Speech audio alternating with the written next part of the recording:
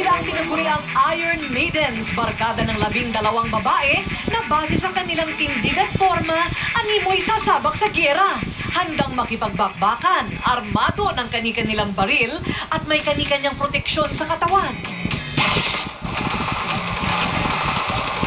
Pero huwag mag-alala, isa lamang itong laro. Tawag dito Airsoft, isang combat sport na pinauso sa bansang Hapon noong dekada 70. Naginaya ng grupong Action Games League dito sa Pilipinas taong 1985.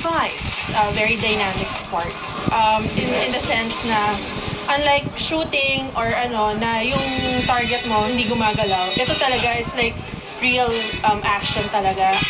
Kung dati mga lalaki lang ang nahihilig sa larong ito na kadalasang ginaganap sa isang abandonadong gusali, ngayon, kasangga na rin nila ang barkada ng Iron Maidens. Kasi dati pa namin gusto mapasok yung mga girl players. Ever since they come and go, pero ngayon nabuo talaga solid na. We have this Iron Maiden nga, isang buong barkada yan. Kahit mga babae, kinailangan din nilang magsanay tulad ng pinagdaanan ng mga lalaking miyembro ng grupo. Mula sa wastong kaalaman na pagkasa ng laruang baril na Armalite rifle at pistol, proteksyon sa katawan gaya ng helmet, tactical vest at maskara, hanggang sa kung paano makakaiwas na tamaan ng basketball bearing na nagsisilbing bala ng baril.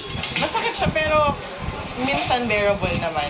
It's not just a hobby kasi for us, pero we meet every Wednesday, so parang naging sobrang barkada na siya. Para sa Iron Maidens, hindi lang pampisikal na katatagan ng kanilang nasusubukan sa airsoft, kundi talas ng isip at disiplina sa sarili. Dahilan kung bakit kahit may kani-kanya silang trabaho, hindi nila nakakaligtaan magsama-sama isang beses sa isang linggo para maglaro at patibayin ang kanilang barkada.